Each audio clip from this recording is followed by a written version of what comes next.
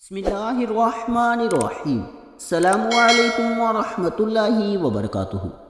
ہر گھبراہٹ اور پریشانی کو دور کرنے کی دعا۔ اللہم رحمتک ارجو فلا تکلنی إلى نفسي طرفة عين وأصلح لي شأني كله لا إله إلا أنت۔ ترجمہ: اے اللہ، میں تیری رحمت کا امیدوار ہوں، تو مجھے ایک لحظے کے لیے بھی میرے نفس کے سپرد نہ کر اور میرا ہر کام درست کر دے، تیرے سوا کوئی معبود نہیں ہے۔